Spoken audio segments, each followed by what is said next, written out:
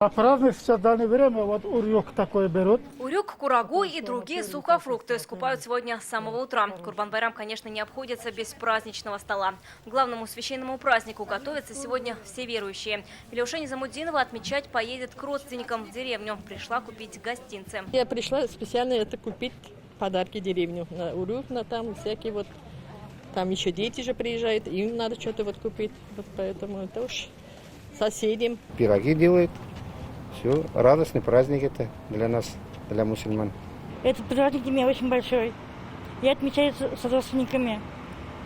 Я всем сегодня позвонила, всех поздравила. Желающих посетить праздничный намаз ждут на Гаед в половине 4 утра. Проповедь начнется в 3 часа 45 минут. В 15 минут 5 прочитают намаз. Муфти Татарстана сегодня обратился к верующим с призывом соблюдать все меры безопасности. Я, к сожалению, вновь вынужден напомнить, что пандемия все еще среди нас.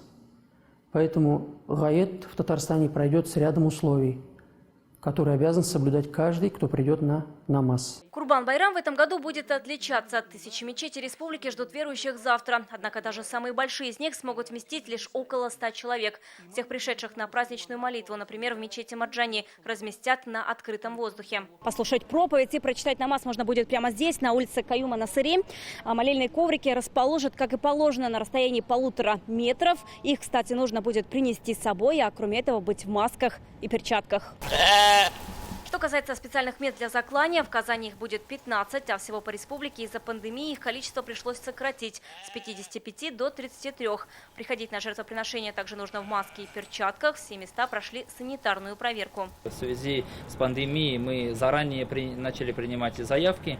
Так как мы принимаем заявки, люди приходят в мечеть, оплачивают, получают квитанции, и в квитанции написано будет время определенное. Когда их барана будем резать, они на это время только приходят. Сегодня во все мечети Татарстана завозят баранов. Так, в мечеть Марджани привезли 700 животных. Жертвоприношение пройдет по всем требованиям, но не нужно забывать и о другом. После обряда останки животных нельзя выбрасывать в мусорные контейнеры во дворах. Для удобства верующих в местах заклания разместят специальные баки. Напоминаю, что контейнеры и баки предназначены для сбора твердых коммунальных отходов. Биологические отходы необходимо утилизировать. Этим занимается ветеринарная служба. В Челнах же из-за пандемии тоже скорректировали проведение обряда жертвоприношения. Как и раньше, заклание животных будет проходить только в одном месте в поселке Сидоровка, но людей вместо забоя пускать не будут. В этом году, то есть, не будет продажи, то есть человек только заказал, он не будет видеть самого барана, он будет только видеть, получается, мясо, которое принесли ему домой. Прямую трансляцию праздничного намаза из Галеевской мечети можно будет посмотреть и на нашем канале. Она начнется в 3:30 утра.